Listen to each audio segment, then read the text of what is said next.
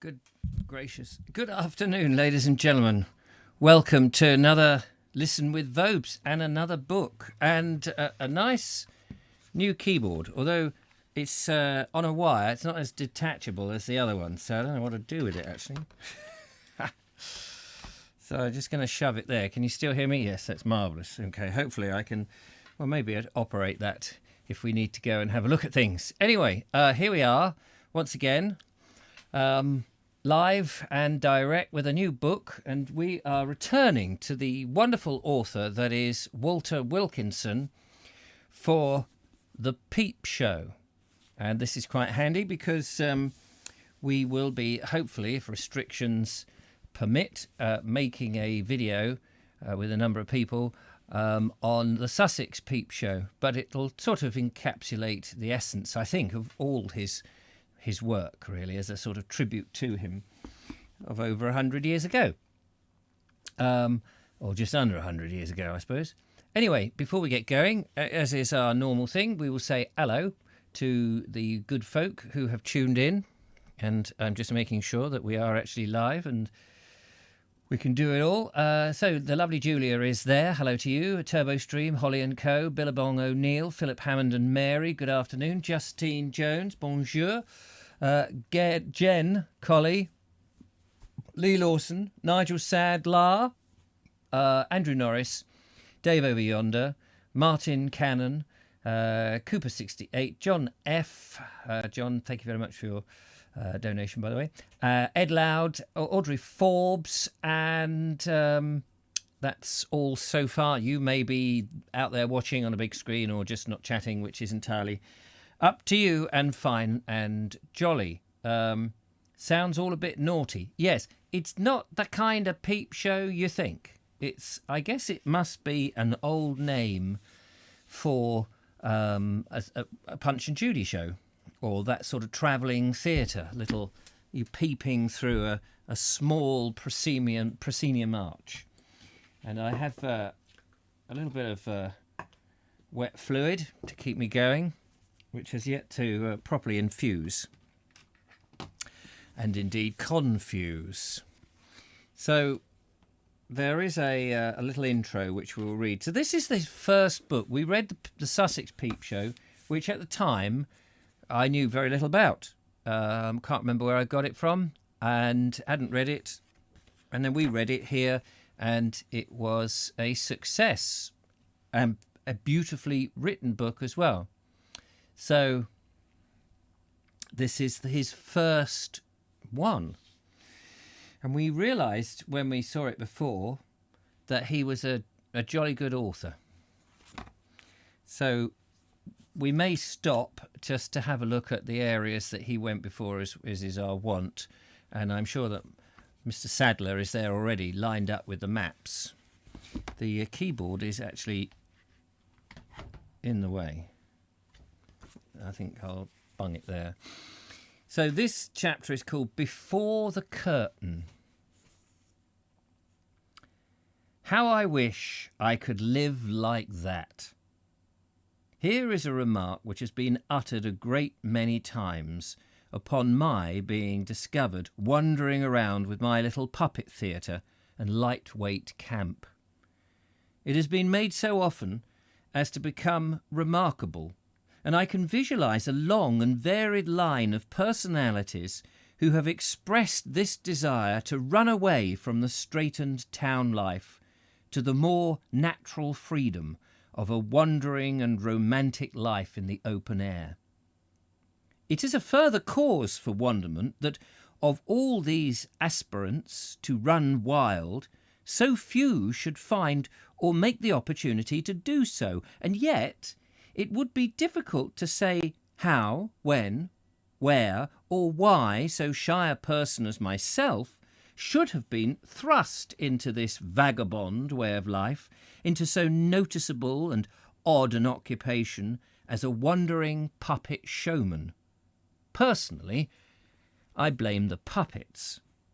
There has existed all through the ages an extraordinary idea that puppets are inanimate creatures controlled by human beings, But after spending some years behind the scenes in manipulating the strings of marionettes, I am well assured that the position is quite the reverse, and that a puppet showman is merely at the mercy of his figures.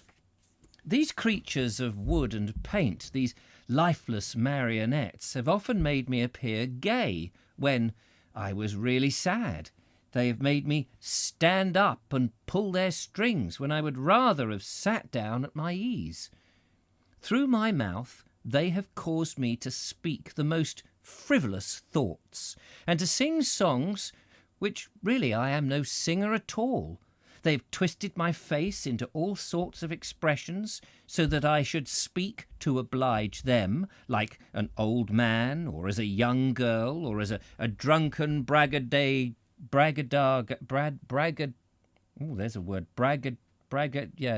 one of them, as 50 different characters.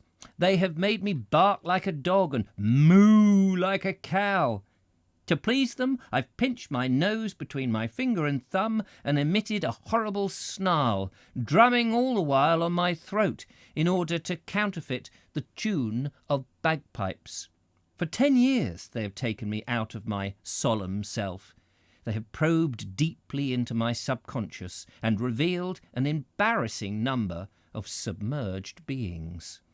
And then, finally, I was seized by that gay old villain, Punch. He suddenly insisted that I should become a wandering Punch and Judy man, and so persuasive was he that I began to see a charming career opening before me. The Punch and Judy show adopted me in all its simplicity. I was to push it about on 2 perambulator wheels as travelling showmen pushed it about years ago. Together with the show, I was to carry a lightweight camp so that I could live simply on the pennies I collected for performing. The idea was to wander around the country exhibiting the show in villages and in the marketplaces of country towns, and to camp in my little tent like a gypsy on commons, in woods or meadows, or by the roadside as occasion offered. In this way I hope to live a healthy outdoor life, and a life full of changing interest. I hoped to detach myself from the gruesome commercialism, this ridiculous race for fortunes, this vulgar materialism which is filling the world with things instead of ideas, surrounding us with greasy engines and raucous noises instead of divine thoughts and songs of praise. Rooty-tooty! It was this altogether excellent idea of Mr. Punch's, and I accepted his intriguing profession with enthusiasm and joy. And yet there were those who were exasperated by this decision, who wanted to shake me and bring me back to earth, who advised me to be sensible, to learn shorthand or typewriting, commercial bookkeeping, or wireless, with a language or two thrown in, and earn my living in a respectable manner. But if there is one thing more, if there is one thing more than another which appeals to me, if there is one thing more than another which appeals to me about the Punch and Judy show, is its respectability. It is the oldest form of dramatic art. Its pedigree is traceable for thousands of years, and all through the ages distinguished men have paid homage to Punch and his family. In recent years, real professors have bent their knitted brows upon the subject. These dignified and learned men have actually managed to look upon the face of Mr. Punch with the utmost seriousness, and have written histories of him. From these histories I gather that Punch and Judy shows have been in existence all over the world for all time.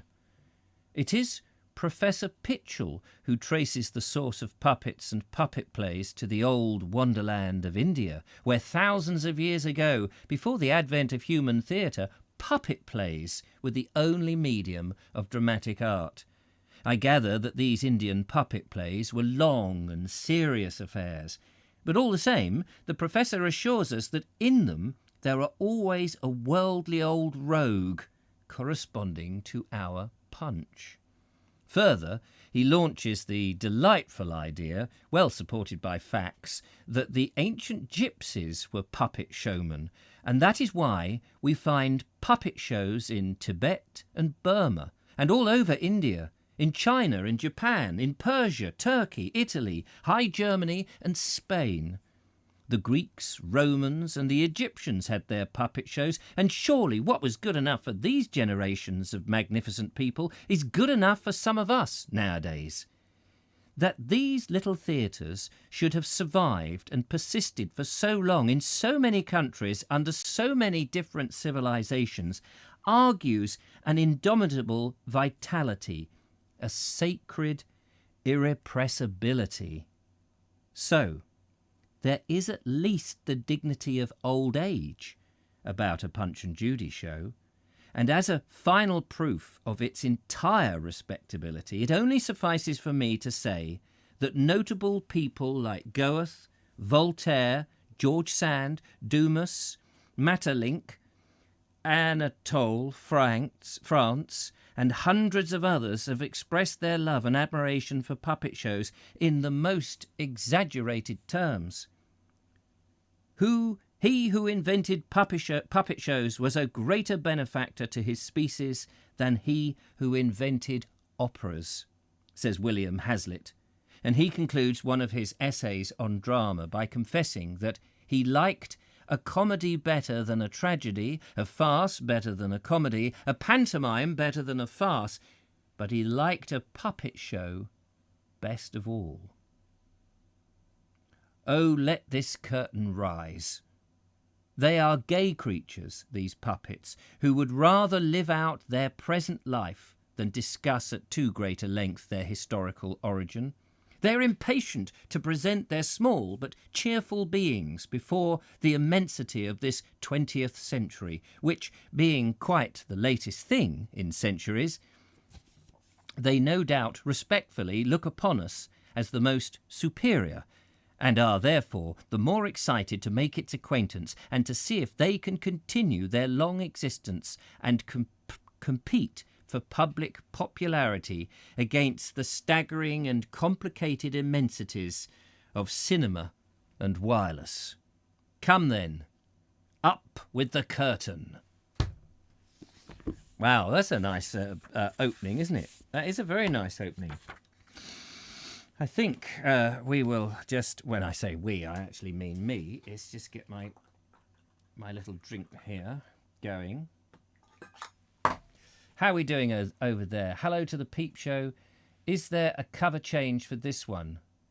Yes, the cover, I put the thumbnail up. Did you not see it? Here's the thumbnail. Look, there we are. The Peep Show. That's the thumbnail. And this is the book. It doesn't have a dust cover, this version. It's, it's quite an old book. This, by the way, I should point out, this was published first published in 1927. So, yeah, that's it. Don't slurp with your tea, Nige. I hadn't realised how much I'd missed Walter. Bring on the spring and relaxed restrictions, says the lovely Julia. And Lee Lawson says, hello, Dudley, and hello, Dudley, indeed. And anybody else who's slipped in without being noticed. This is a remarkable author. So, we are now on chapter 1. Making the puppets, the theatre is christened. Enter William, Mr. Punch, and the police, the first journey, and the first performance. One morning in March, you might have seen me standing at the bench in my shirt sleeves with a stout piece of walnut wood in my hands. It was a long piece of wood, and looking into it reflectively, I saw there the gay company of puppets which were to be carved out of it with mallet and chisel. I divided the lengths into parts and marked them off.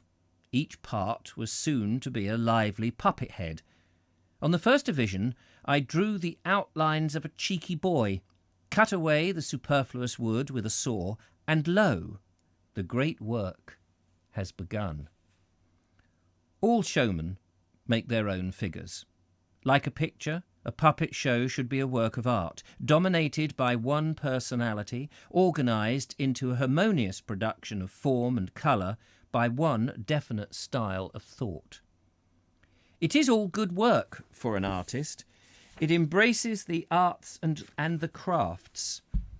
There is the designing and the making of the little theatre, the creation and carving of the wooden-headed company of actors, the making of the stage properties and the costumes, and finally the composing of suitable scenes and plays.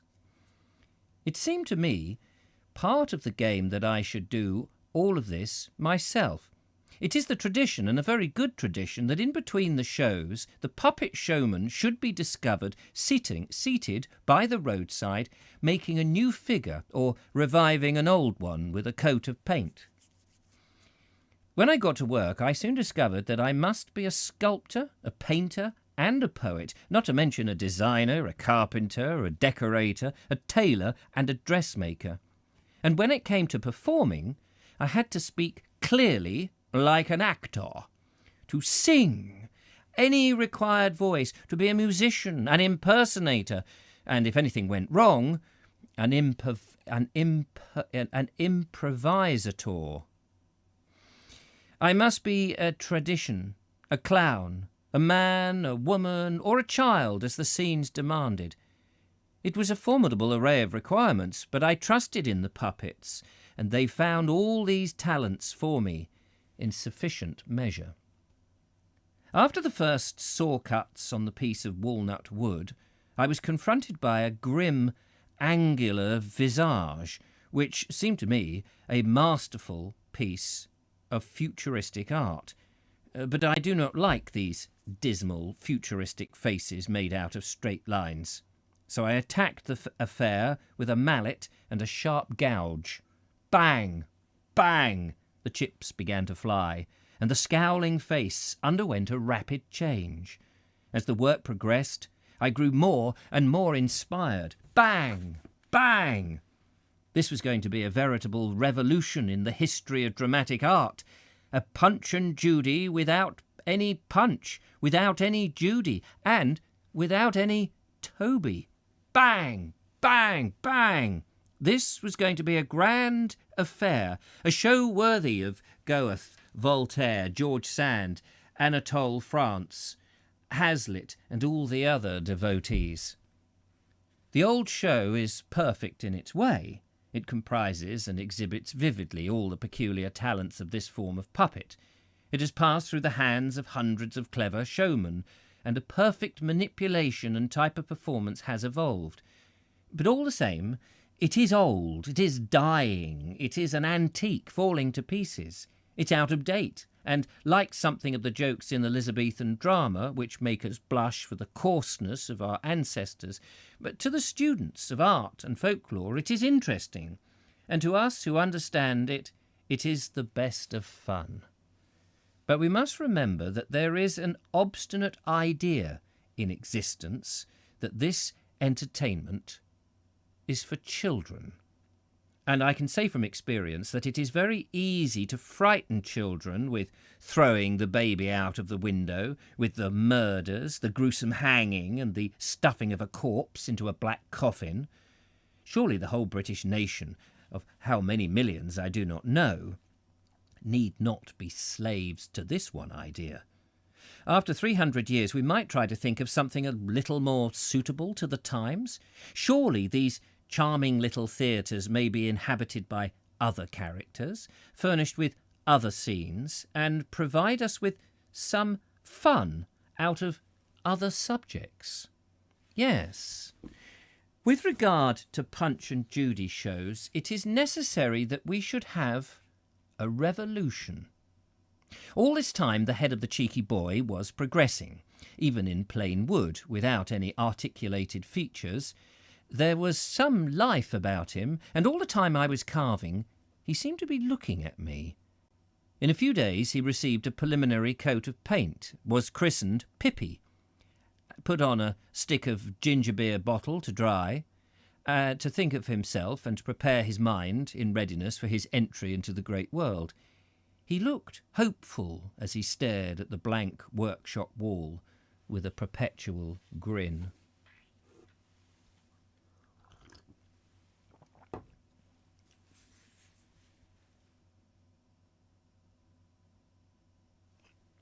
I'm being shouted at here, in metaphorically speaking. What are you saying? He said, cover charge and not change. I don't know what you mean then. Is there a charge? Oh, hello to the Peep Show. Is there a cover charge for this one? Oh, I see what you mean. No, there's no charge. Free of charge. Free of change. It's interesting actually reading this, because we read the Sussex Peep Show, of course. We dived in and we didn't really understand, because we hadn't read this book and we hadn't read this at the beginning of the puppets, that Punch and Judy had been shelved to one side, although we were suspicious that that was the case. And it's interesting to get that. Andrew Norris is there. This would have been most useful if we'd have read it in order, of course, but like so many things. Michael White says, I bought that book for £6 on eBay. The volumes with a dust cover were about 20 quid. Yes, I'm sure they're a lot of money. More, because, more value, I suppose. Michael White says, I'm glad you're reading it, Richard. Fantastic. No dog Toby. Shame, says Lee Lawson. Shame. But this is the 20th century. Just. We're in the 21st, of course. Right, where were we? I was getting excited. I was getting anxious to get them on the road. I wanted to see them in the theatre of their own, falling in love, quarrelling, fighting, singing, speaking, intriguing. In a word, behaving like a lot of human beings, involving endless dramas of the amusing kind. For all my plays were to have happy endings. I was going to have as much say in this community of beings which I was creating, murders, divorces, suicides, and all the sordid paraphernalia of the literary drama I would leave to the real clever playwrights and the Sunday newspapers. I began to make costumes for some of the puppets, searching the family bag of oddments for materials, and I soon had 4 of them fully completed with costumes and hands. They immediately struck up some conversation with one another and became great adepts both at boxing each other's ears and at bracing one another and in dancing. There was nothing in the bag among the odd pieces of silks, satins and muslins which was suitable for the prize fighter's costume, and I was in despair until I came across an old pair of eccentric corduroy trousers, long past wear, which had been hanging in a cupboard for years. So, this was why the gods had led me to preserve these garments. I soon stretched them out on the floor and attacked them with a pair of scissors, cutting out the less worn pieces. Corduroy was just the material for this character, who was also to impersonate proletarians, burglars, and to be a general rough of the to be the general rough lot of the company. This precedent was so successful with various old garments which came under the scissors. The monkey's skin came from an old jaguar coat. The basis of Pippi's costume was from a cast-off of a girl's frock, while the parson's handsome and well-dressed appearance was due to the excellent cloth of an abandoned riding habit. While the paint on the heads was getting dry and hard my thoughts turned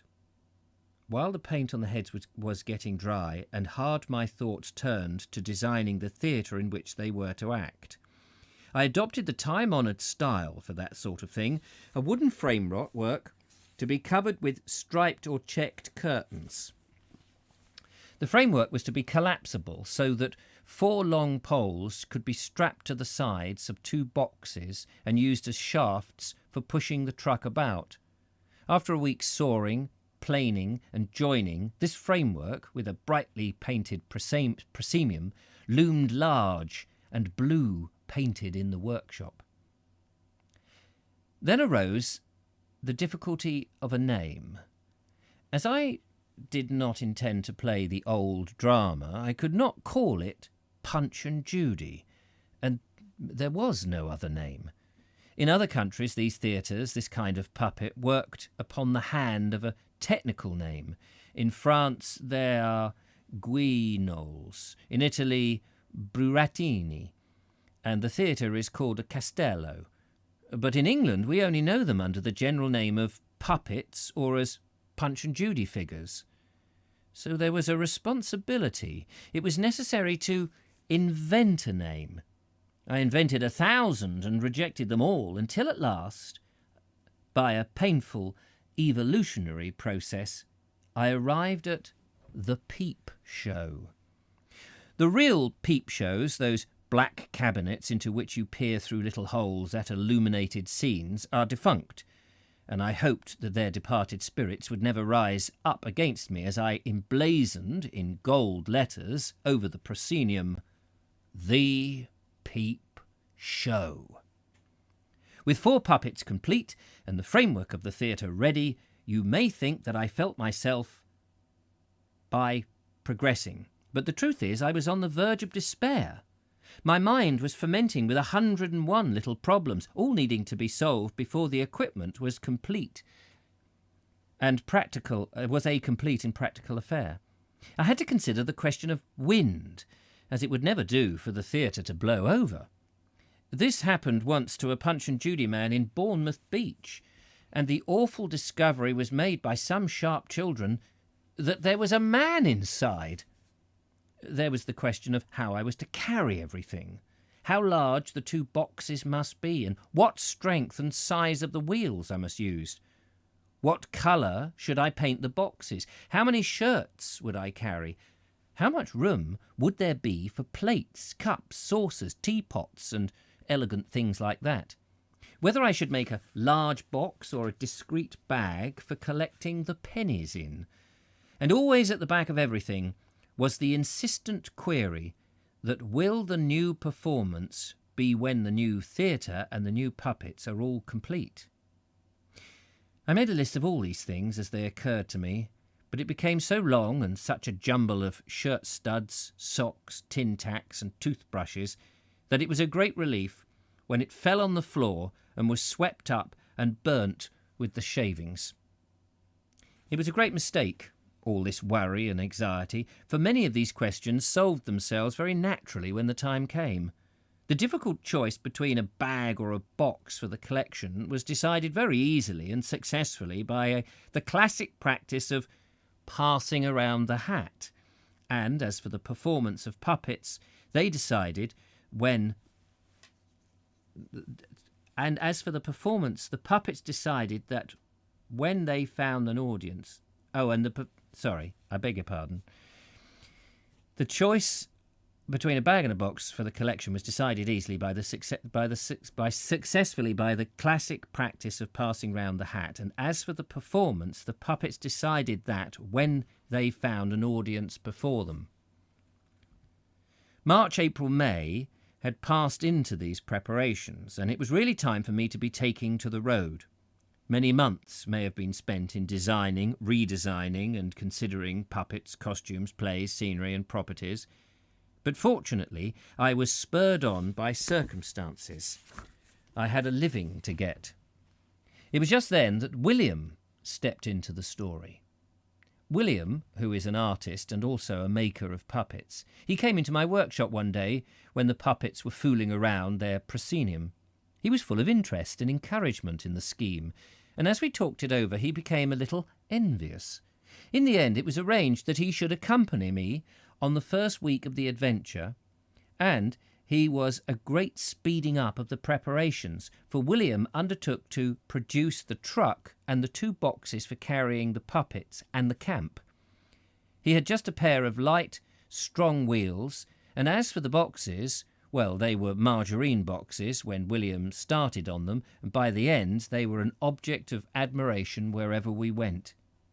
We fixed upon a date of departure 2 weeks ahead, when I was to make a start with the show, or as much of it was as ready by then, and a few days after I was to be joined by William when the travel proper began. 2 weeks. Had I been organising an expedition to the North Pole, I could not have worked harder or more with anxiety. More and more I began to see that a Punch and Judy show was a serious affair, and that it was capable of absorbing an immense amount of thought and hard work. How ridiculous it is that we should have to labour so hard for a bit of fun like that. And then a new hare was started. Someone suggested that a licence would be necessary to permit me to exhibit the show in the streets. At the first opportunity, I visited a police station to make inquiries. I was nervous. A policeman's helmet is always a policeman's helmet has always a way of looking down at one, and the police station did not seem to be the right place at all in which to discuss Punch and Judy shows. I found my man, the chief inspector or some such dignity, at the top of a flight of stairs, and from that point of vantage he shouted down to me at the bottom. "Hello there! What do you want?" I would rather have got him into a quiet corner and whispered my business to him, but his magnetic personality, the various undressed constables, cleaners, painters, and odd workers about the place, took not the slightest notice of me. They didn't look at me, or even the carts in the streets. They did not look at me, and even the carts in the streets rattled by as usual. And the chief inspector spoke one word, a crushing word, a sort of sharp rap. "No." But then he looked at me over his spectacles in just the way that officials do who have said something which they have wished to frighten you with, and I knew that there was more to come. "No," he repeated. "I can't have any of that sort here. The streets are too narrow. You could go to Rodborough or Gaynes Cross or anywhere round about, but not in the town itself. It's too dangerous. You go to Rodborough. You'll be safe there. Yes, you go to Rodborough." I thanked him for that permission, and then asked if I would have to take any sort of licence or get permission from the local authorities. "No," he shouted down the stairs. "No licence is necessary, and I am the local authority. I give you permission to perform anywhere round about Gaynes Cross or Rodborough or... Yes, go to Rodborough." And with that, he turned and disappeared through a door. "You go to..." What could he mean by Rodborough? I could not help thinking that this must be some new or local or more polite method of saying, "Go to the devil." It was all rather unsatisfactory and uncertain, and I wished I could have brought a threepenny licence and had something tangible in black and white. Anyhow, I decided not to go to Rodborough. I felt there was a catch in it somewhere. With a devastating sadness, those 2 weeks came to an end, and Monday, the 11th of June, the day for setting out, arrived. The equipment was in a very scattered condition, but according to the programme I commenced to collect it up together and packed up. I began very mechanically, still wishing that I had little more time in which to make one of the puppets, to paint another, to make a few more amusing properties, and, good heavens, I had no performance ready, and the puppets hadn't had a single rehearsal, and here I was talking about a revolution in Punch and Judy shows. Some of my little problems were soon solved. They went into the box to be attended on later on. The tent was packed without an intended patch, and as for the new guy lines, they were packed away uncut in brown paper that they had come from in the shop. The puppets were collected from various hooks and nails where they'd been hanging, head downwards, to dry. I no longer looked upon them as things I had made. I saw them now as a cheerful crowd of actors, and they all had something to say when they went into the box. Stout old Martha was still being dressed for me, her plumpness being furnished by the stuffing of a tea-cosy, and one puppet's head went in without any costume at all. He would have to get himself fixed up somehow or other later on. As the packing progressed, away went all my difficulties, dispelled by a new vision of the jolly life to come, the excitement of performing, and all the lovely wayside camps that I would find. But all the time, But all the same, it was 5 o'clock in the evening before the whole caboose was ready for the road, that it moved, altogether on its own wheels, out of the workshop into the orchard, and I stood at last, the complete travelling showman. That was journey enough for that day. I had made a start on the appointed date, so I unpacked there and then, put up the theatre as a practice test, and went through the performance, the first performance, from which improvisation of half an hour the present show has developed. And there we are. That's chapter 1. Sorry about the dodgy bits of reading.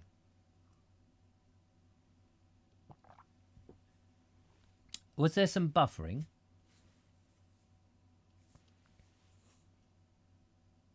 Just looking to see. There's a bit of buffering. Mine buffering, but no bing bong. Yes, I was wondering the same. What does that mean? All well now, it seems. When bing bong noise happened. What bing bong noise? Are we still going? Strange how each language has its own name for similar things, says Ben Reeve. A friend told me that the Italian equivalent for the English phrase Johnny Foreigner is Senor Bingo Bongo. The reading is fine, but the tech not so. Blooming technology. Oh, is it? Do you want me to reduce the bit rate? Would that help? Hang on a minute. Let's see if this will make a difference. I can reduce that down, I think. I got a bing like a Windows error, and it gives 5 seconds buffering. Oh, I must have hit the keyboard. I probably hit the keyboard. Sorry about that. That is the snag. I've got this new keyboard, but nowhere to shove it. I'll shove it over there. Yeah, probably was me. A computer bing noise. I got a bing, but I got a bong, but no bing. Says so. Are we all right now? Just for a minute or so. But okay, grand. Excuse. Is that fire on? I hope not. No. I'm warming up nicely now. This is chapter 2. First steps among the utopians. A village fate. I attack a sanatorium.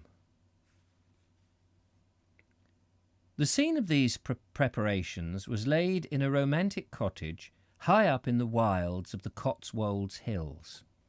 Here was a lonely and discreet place for a shy novice to take his first steps in the trade of exhibiting a Punch and Judy show, and on the Tuesday morning a family party of us were seen to be pulling the old encumbrance, for so the vehicle had been christened, down the garden path, under the honeysuckle bower, and through the garden gates, until finally, with a wobble and a bump, this strange vehicle was really launched upon the public road.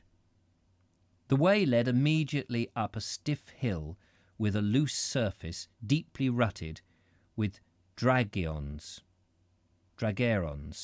whatever they are. Dragirons. Dragerons? I don't know what they are. That's an interesting word. Here was the supreme test for the travelling caprices of the outfit. No, not caprices. Capacities. The travelling capacities of the outfit. For if it would go up this chute of sand and rocks and stones, then it would go up anywhere. Under the united efforts of the family, with the help of songs and cheers, the old encumbrance moved up the hill as lightly as a feather. It even proved a possibility, if heavy, task for one, and such was the issue of this test that I saw no reason against doing a puppet show as high in the world as I liked. At the top of the hill, the road ran level, and here a child could trundle the thing easily. We all had a go. We pulled it, we pushed it, we walked it, ran and even galloped with it, until no doubt remained in our minds that pushing this combination of camp and puppet theatre, one could trudge around the world. But in the meantime, we contented ourselves with the high road of the hills, making our way from Beacon Tump at Haresfield to the heights of Scott's Quarry. I've just saw Nigel Sadler saying, but what hill? Here we go. Beacon Tump at Haresfield to the heights of Scott's Quarry, and from there through the edge to the little grey town of Painswick. This brought us in touch with civilization, where we travelled under observant and critical eyes. The new trade advertised itself by its very existence. We hardly passed a dog that didn't get excited and set up a barking. Most of the horses looked at us askance and tried to get by sideways in a hurry. And for the people, they stood still and stared, wondering what sort of an affair it was that we were pushing about. The first steps culminated in a roadside lunch. My escort drank the success of the Peep show in Gloucestershire cider, and putting myself to the shafts, I shoved round the corner to find myself alone, launched upon the world with a travelling puppet show, and then, almost immediately, it began to rain. Now, halfway between Stroud and Birdlip, on top of the Cotswolds, is to be found that famous and courageous attempt to establish a utopia known as Whiteway Colony, and it was to this place that I was making my way. Here I would find an unconventional and hopelessly romantic people like myself. They would allow me to camp on their ground. I would rehearse the show upon them, and so begin to rub off some of my amateurish feelings before a more or less sympathetic audience. This colony was founded some 20 years ago by a Tolstoyan impulse, the idea being to establish a sort of communal peasant life. The ground was purchased, and as a burnt offering to the gods, and an example to all mankind, the title deeds were made into a bonfire, and the ground thus set free for cultivation of food and of ideal men and women, instead of the usual weedy crop of rent of landlords and lawyers. The community existed only for a short time, its personnel not being fitted for the task. These brave Tolstoyans were drawn from various parts of society, and among them, I believe, were a journalist, a retired banker, a prize fighter, a sailor or two, and some Quakers, but I never heard of a single agriculturist being in the group. Coming to their piece of ground on the summit of the Cotswolds without a working experience of the land, they found it difficult to grow anything in that wind-swept region of stones. Certain of the communists laboured in the spirit rather than in the flesh, and an annoyance sprang up between the idealists and the practical workers. They existed on beans and potatoes, for they had little to live on while their first crops were maturing. The surrounding farmers took advantage of their non-resistant principles and allowed cattle to roam over the new unfenced settlement. Trouble arose over the taking of firewood from the woods.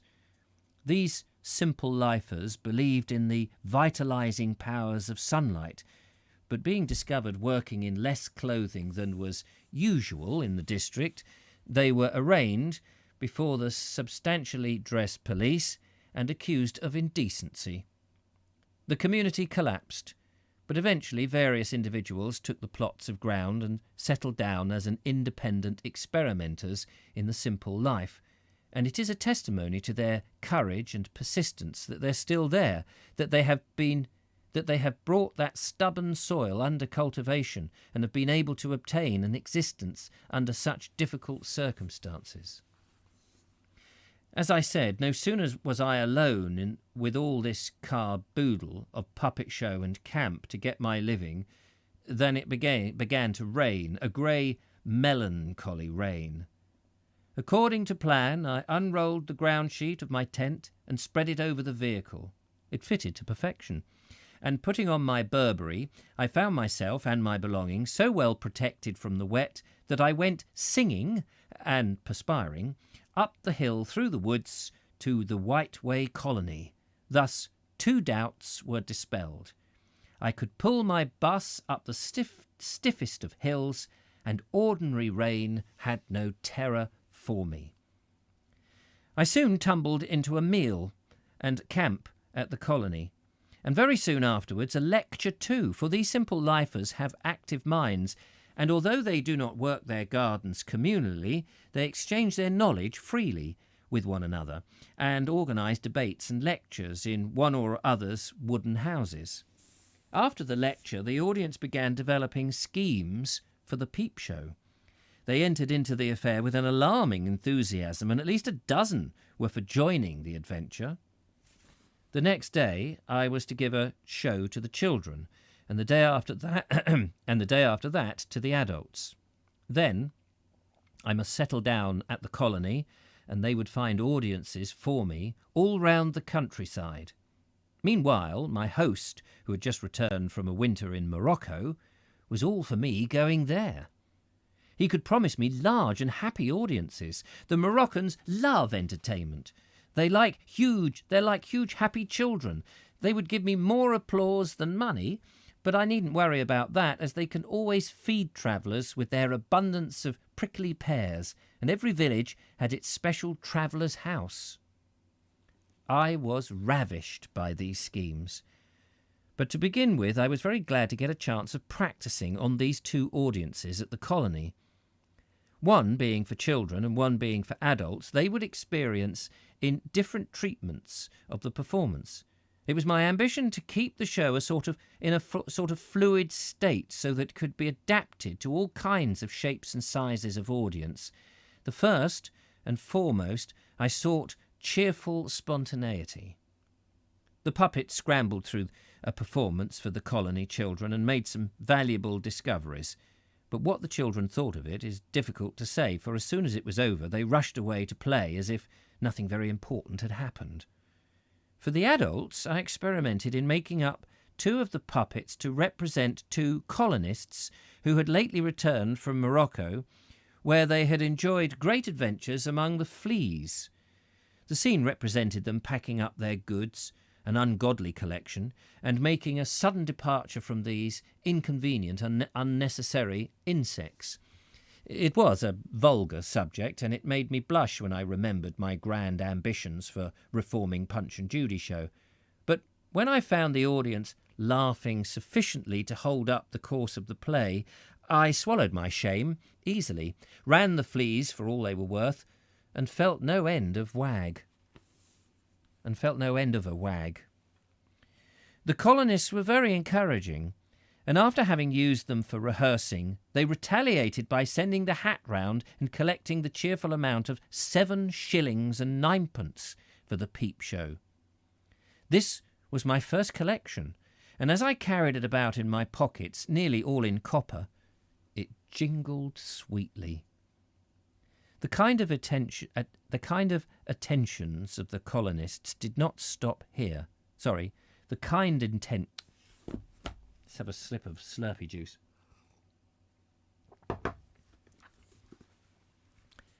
The kind attentions of the colonists did not stop here, for they introduced me to the neighbouring village of Sheepscombe, which on the Saturday was to hold a fete on the village green.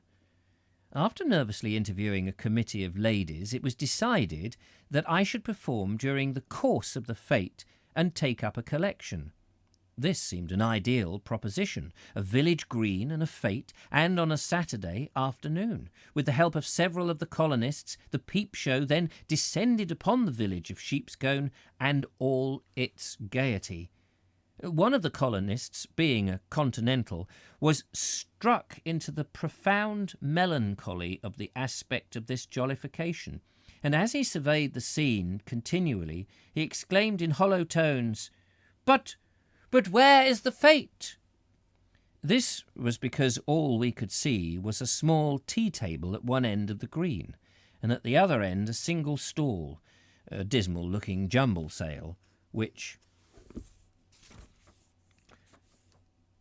three or four old ladies dressed in black were picking over like so many crows. A few children as well were standing about, depressed into activity under the responsibility of their Sunday clothes. There was a cricket match in progress as part of the proceedings, but here in the Cotswolds, cricket pitches are not easily to come by, and this was taking place at the top of a hill 2 miles away. In due course, this cricket match and a small brass band returned to the village, where both settled down to their tea. By that time a good sprinkling of people had turned out, and although I was admiring the scene in this village of picturesque grey houses which stood out against the green valley, my continental friend sighed and said, "But where is the fate?" To divert his attention, I asked his advice as to where we should pitch the Peep show. We settled on a level spot before the War Memorial, the incline up to which would provide a natural amphitheatre for the audience. So we got to work and put the framework together, which seemed to send a thrill of excitement through the fete, and we were soon surrounded by the children in a high state of curiosity. After tea there were to be some games and folk dancing, and it had been arranged that at 7:30 the Peep show was to wind up the proceedings. But as we prepared the theatre, there was a general movement towards us, and in a few minutes the amphitheatre was packed with waiting and an expectant crowd. I had only intended to get my affairs arranged, but as I was enjoying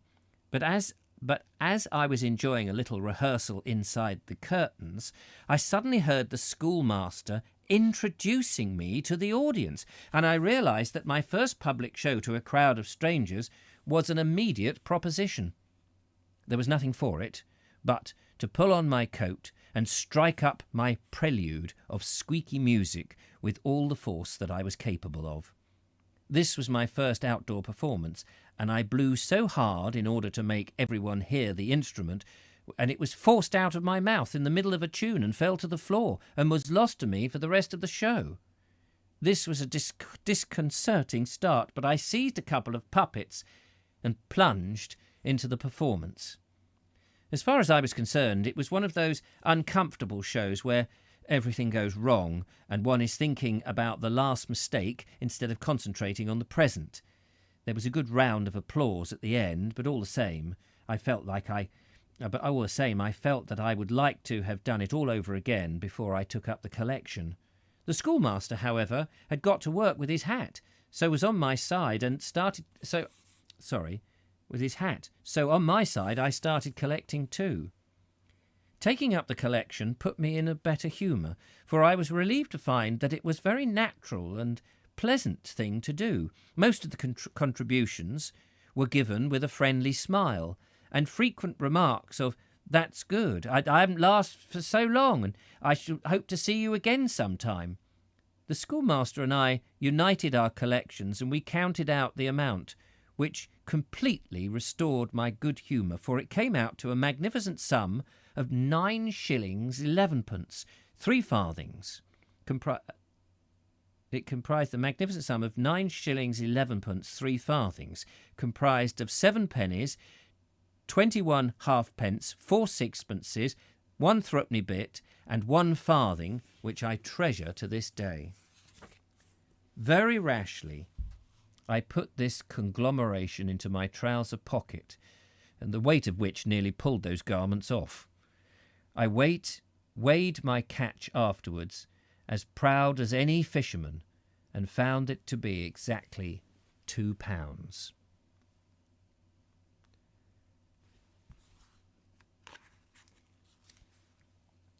With my 2 collections amounting to 17 shillings and 8pence 3 farthings, and a performance which, if rather short, proved to be amusing, I was already feeling an experienced and accomplished showman. The lightweight camp was getting into order too, and at the end of another week, what would I care for a goose feather bed? And in these days, I'd begun to realise the joys of being a wandering showman, that it would bring me into touch with so many happy gatherings of all kinds of people. Having spent the week in running around their houses and gardens, the colonists packed up their food and children, their guests and the Peep Show man into cars and cycle cars to take them off to the woods for a picnic on Sunday. Here, in the green glade, we took our lunch. We played at cricket with half a bat and a corrugated iron wicket. We climbed trees and we played at 2s and 3s, and in the evening we returned home to our beds joyful and rejuvenated. On the Monday morning, I felt the friendly colony was plunged deeper into a mysterious future. This was quite the real thing. Sorry, on the Monday morning, I left the friendly colony and plunged deeper into the mysterious future. This was quite the real thing, to be leaving shows behind and going on vaguely to something new. I wandered along the Cotswold lanes with a feeling of abounding freedom, stimulated by a gentle excitement as to what the day had in store for me. Outside a farm, I left the old encumbrance while I went inside to buy some milk. When I returned, 2 roadmen were surveying my property from the centre of the road. They were slow of speech. In fact, they said nothing at all, but they were obviously amiable and bursting with curiosity. "You would hardly think that I had a house and theatre packed in there, would you?" I said. "Ha! Ha!" said the young and tall. "Haw! Haw!" said the old grey whiskers. In here I have a stove and some cooking pots. I'm my own cook, I am." "Haw! Haw!" said the young and tall. "Ho! Ho!" said the grey old whiskers. "And this is my ground sheet. It is my bed. Not very thick, so there's no danger of falling out." "Haw! Haw!"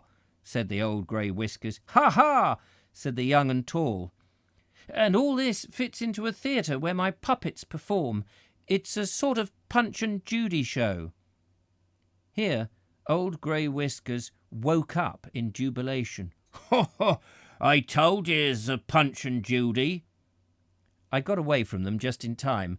A little more of this haw haw ha ha, and from these two puppets, and I would have begun to believe that my mind was affected, and I was beginning to look upon the world as a puppet show. I had decided to approach a large sanatorium in the district and offer them a show. My innocent idea was to just stroll in, do a show, take up a jolly little collection, and stroll out. But things were not quite as simple as this.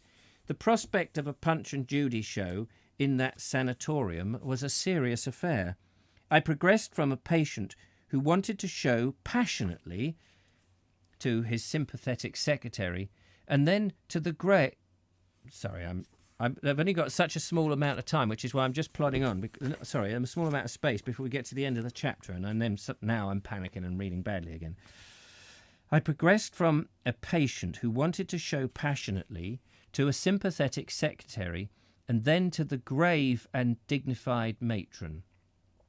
After this, there was a series of telephone messages to the doctor in the neighbouring town, and then more deliberations. Oh, it's good to know there's a lot of red tape even back then.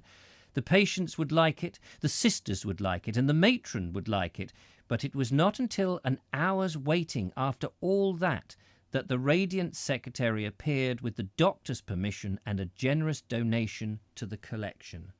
So there and then I fixed up the show in the recreation room while the patients were being gathered in. The ladies, or as some of the patients put it, the bunnies, in the front and the gents behind, with a dignified semicircle of sisters at the back. It is one thing to do a puppet show in one's own time, but altogether another affair to do it like this in a rush. The matron never unbent once. I did not get a single smile from her, and I had an uncomfortable feeling from her manner that I was rather a nuisance. But I muddled along through the sketchy performance to the accompaniment of hilarious laughter, and within the hour had set up the theatre, performed, collected 10 shillings and 8 halfpenny, packed up again, and was pulling out of the gates onto the road. I was in a dazed condition, the sort of thing that this sort of thing took more out of me than I had thought, but all the same I was pleased to think that I had been able to amuse these sick people, and some of them were in a desperate, dismal way, what with illness and being forced to live in a quiet but beautiful country, which they did not like.